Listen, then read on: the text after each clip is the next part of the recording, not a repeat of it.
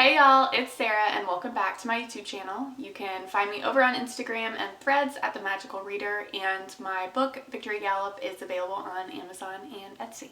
Alright y'all, this video is going to be a fun one. This is my best books of the year in 2024. I will preface this by saying that the only book that I'm planning to read for the rest of the year that I haven't read before, or isn't a reread, is Iron Flame. So this list is based on me not having read that yet. Will it become a favorite? Maybe. Will it not become a favorite? We'll see, right? But I'll put a pinned comment at the bottom if it ends up being one of those. But I'm filming now. I'm pre-filming because holidays are crazy. So what I'm going to do for this video is I'm going to tell you guys each of my top books that I read in 2024 that I read for the first time. So, for example, I reread ACOTAR in 2023. Oh my gosh, I keep saying 2024. 2023, I'm losing my marbles. I've got a list. I haven't counted how many there are. I'm not doing them in any particular order, but there's several different genres here. They're books that I read for the first time. All right, so my first book on the list is going to be some YA fantasy, and it is The Prison Healer. So for Prison Healer, I'm putting all the books in this series together as one choice. I absolutely love this series. It had a lot of interesting plot twists. I thought it was perfect for YA fantasy. It has some of the things that are staples of the genre. It has some new things. It's got elemental magic, royalty, a quest, if you will. So I think this is a really good one if you're looking for some new YA fantasy that's a little bit different, but you still know it's going to be good based on what we love about the genre already. So first on my best of 2023 is Prison Healer. Next on my list is Spells for Forgetting by Adrienne Young. This is an adult, I believe it's her adult debut, but it's an adult magical realism, thriller, suspense, mystery vibes book. Spells for Forgetting. It is set on an island in the Pacific Northwest. It is absolutely atmospheric. It is perfect for fall, and it deals with sort of ancestral magic and rumors and mystery and small town vibes. So I'm not going to go more into it than that. It's hard to describe, but I also don't want to spoil anything. Third on my list is, I'll do sort of both of them together because I read them both this year, but it's going to be Icebreaker and Wildfire by Hannah Grace. Are two hockey adjacent books, college hockey, and they are romance. They have really great lead characters. I feel like they have some pretty good representation, and I feel like they are just people you want to root for. So if you are looking for good contemporary romances, Icebreaker and Wildfire are super good. Alright, next book on my list is going to be Babel by R.F. Kuang. I don't read books as dense as this one often. It's a historical fantasy. I don't read a ton of. It uses a lot of brain power, and I like to kind of space them out.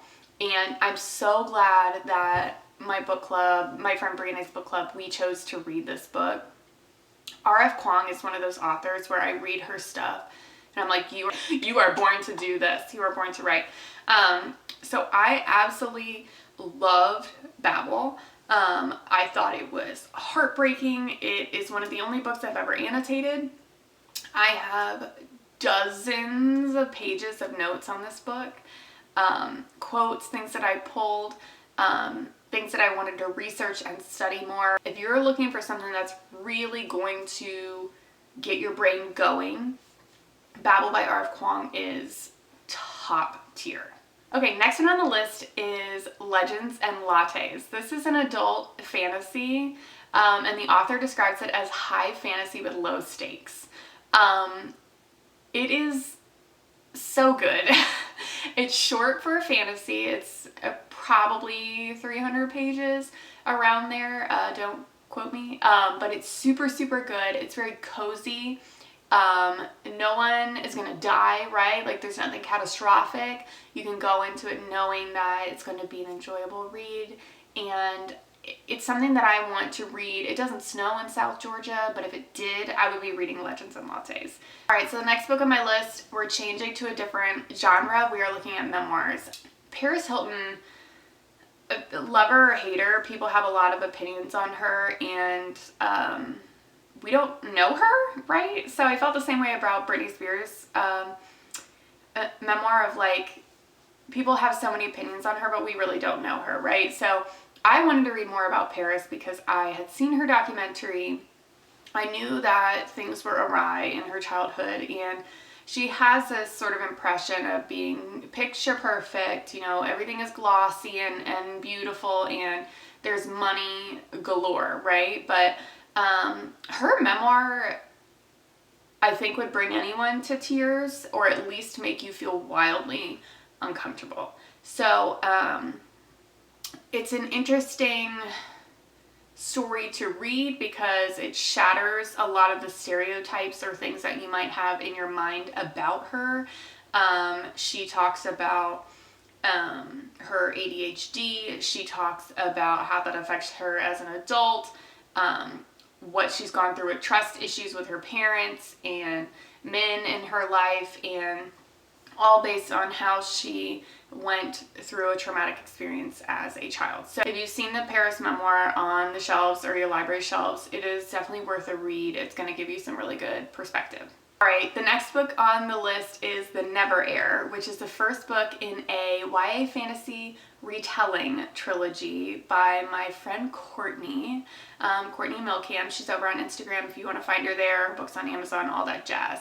But The Never Heir is the first book in this trilogy, and it is a retelling of Peter Pan, but Peter is not the main character. So it is basically following one of the lost boys after he leaves Neverland. I read it and I was like screaming from the rooftops about it. The second one is coming out in February, and it's going to be an Alice in Wonderland retelling, but connected, right, in the same world.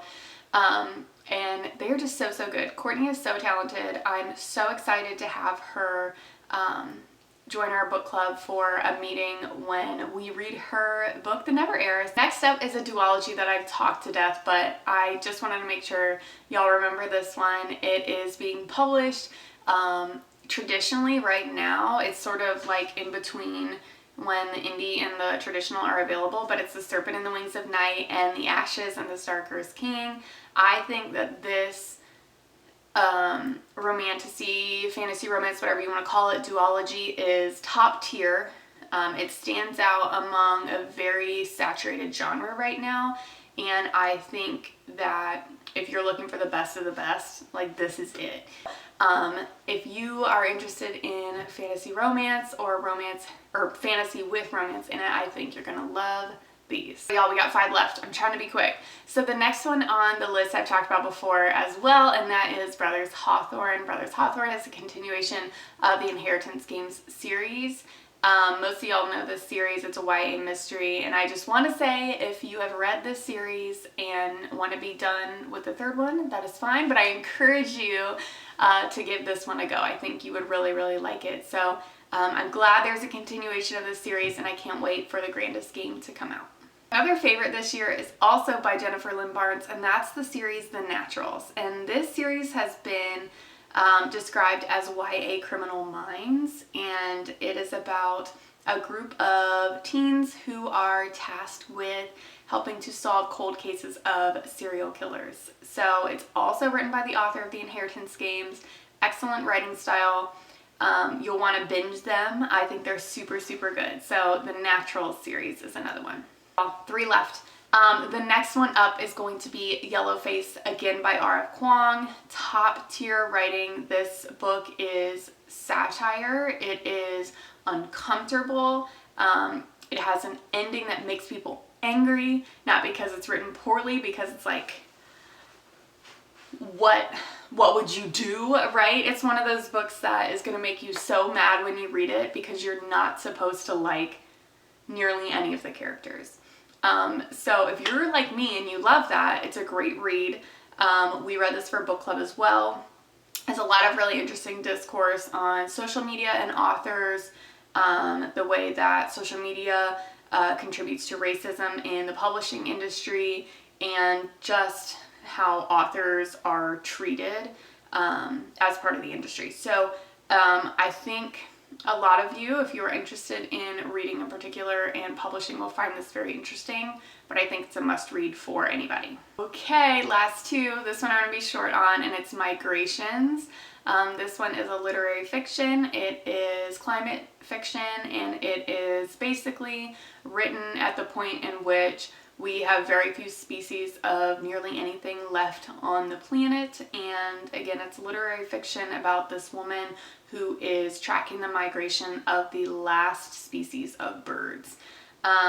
It's the most incredible character study I have ever read. It made me feel like I needed to go to therapy.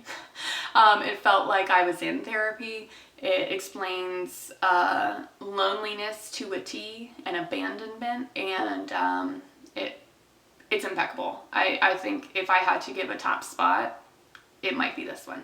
And then I want to give a shout out to my last book on the list, last but certainly not least, and this is another contemporary romance, and it is by my friend Marae Good. It is so top tier. It's called The Burns We Carry, and it is about a young woman who is pregnant, and she is off just trying to make a new go at life, and she meets a forest ranger who is one of several brothers, and they do not like each other at first, and they go on a very interesting journey, and there's cute nicknames, and I love it so much.